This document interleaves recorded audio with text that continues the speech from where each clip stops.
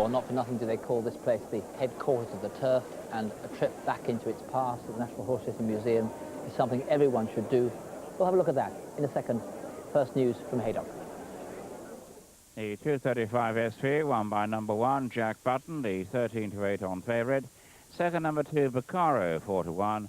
And third, number 3, Eau de la Belle at 5-1 and 5 rounds.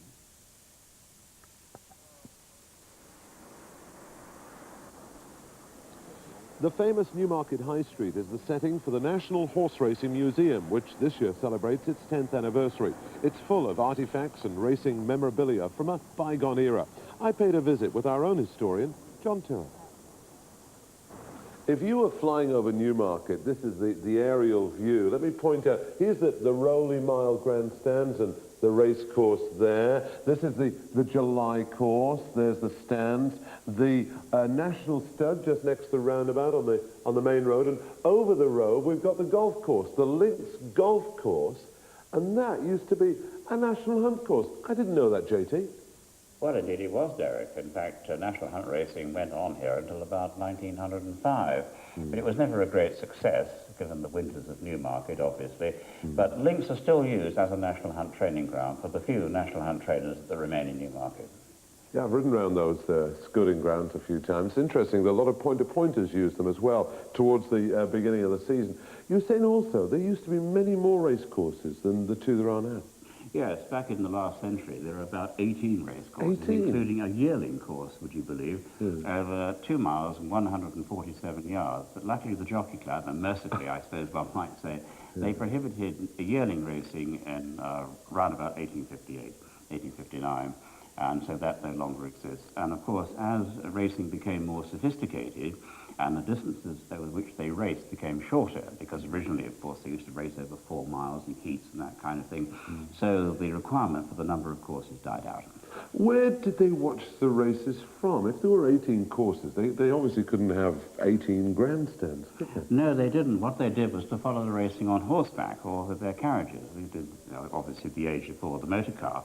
And the judges' boxes moved around the course depending on where the race was going to finish. And if you had a bet in the race, or if you wanted to follow the running for any particular reason, then what you would do would be to ride alongside the field, just outside the flags, because there were very few running rails in those days, or chains as they called them at that time. And you would then shout encouragement to your selection and ride alongside him and spur him on. Good idea. Get up, Willie, and stop messing about and all that sort of stuff. Absolutely, yes, right in his ear. Exactly. And also, in olden days, apparently the parade ring was called the birdcage? That's correct, and the reason for that was that in late Victorian and Edwardian times, it was a period when women were going racing for the first time in their own right.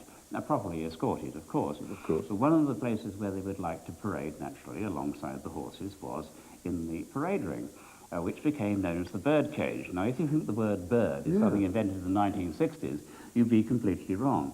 It was, in fact, a phrase used in late Victorian and early Edwardian times by the Edwardian mashers. And there was a song called Little Yellow Bird, which Oscar Wilde used in his story, The Picture of Dorian Gray.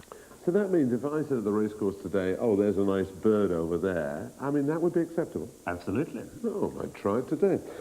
Putting on a bit of weight, let's have a look at the scales. Come on. Right you are.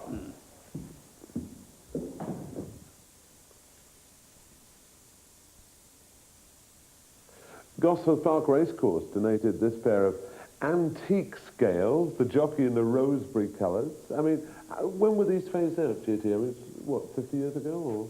Oh, no, weighting in racing came in quite early on. Originally, of course, races were run at catch weights because there were simply matches made between owners of one horse and another. And then it became paramount that the weight carried was obviously going to be the determining factor in the outcome of the race. And then they decided on the weight to be carried between themselves. But eventually they came to the conclusion it would be much better to have an independent body to decide which weights were to be carried, and hence, of course, the beginning of the handicapper. And that's how the handicapper we know today came into being.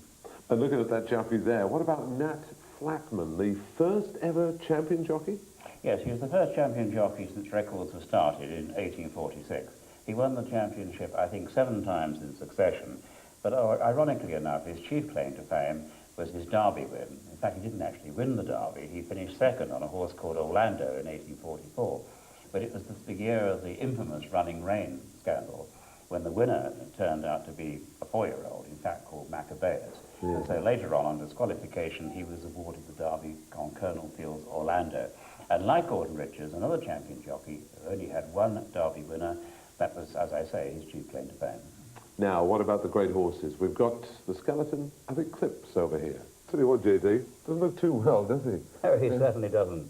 But he's a great horse in his time. He was unbeaten, you know, in 18 races. That included 7 walkovers, admittedly, but quite a large number of King's Plates, which was the prime race at the time. And also, he was never extended in any of his victories. But I suppose his greatest claim to fame would perhaps be as a sire.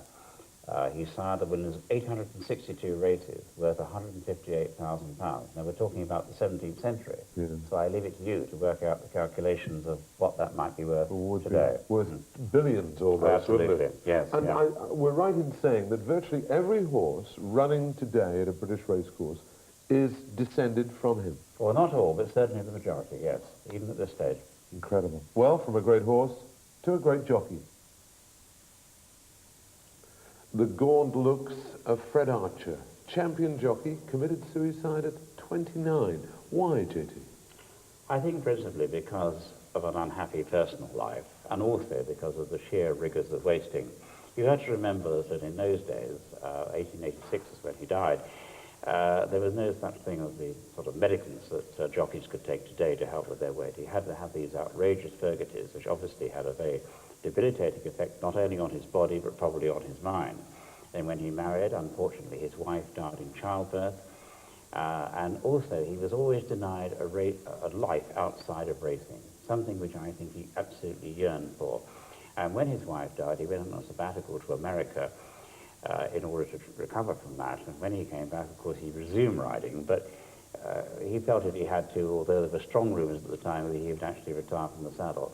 It would, I think, have been better for him if he had, because towards the end of the season, after, again, months of rigorous wasting, he caught pneumonia at Lewes. He came back to Newmarket, to Falmouth House, a great barrack of a house, which he built as a family house, which, of course, is completely unoccupied, with a dead wife and the child obviously living away with nannies and so on. He fell into a delirium, and he had a shotgun, not a shotgun, a pistol, which he kept on his bedside table. And one night he woke up and he thought they were burglars, and in all the anxiety of the moment, he ended up by shooting himself. And this is the revolver that Fred Archer shot himself with on the 8th of November, 1886. It's incredible, you know, JT, looking at his record, putting it alongside someone, say, like Lester Piggott.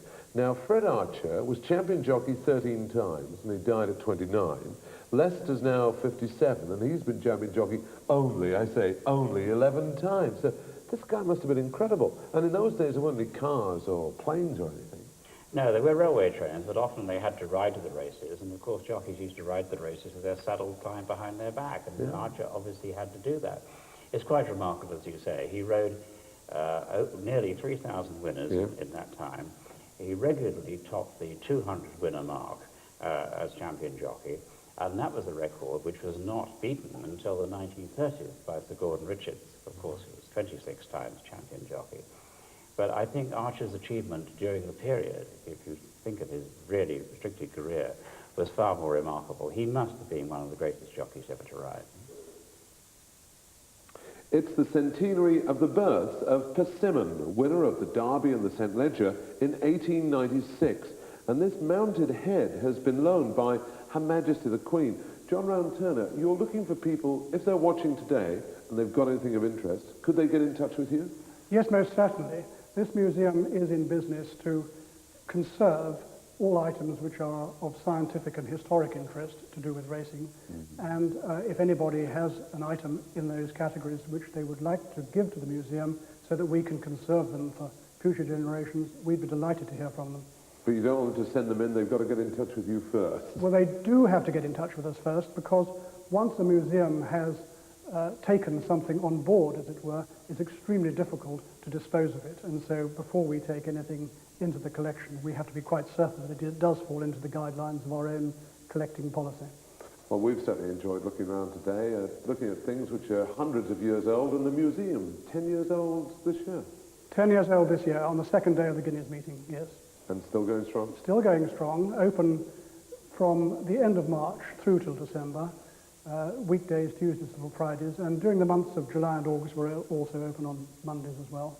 And we hope to welcome something in the region of 27,000 visitors each year if we possibly can. And in addition to that, we run the very popular equine tours, which enable the visitor to bridge the gap between the old and the new. In our own words, we try to make history come alive by showing them what happens on the heath and in the yards at the present time, having already had a look to see what happened in those same positions during their visit in the museum.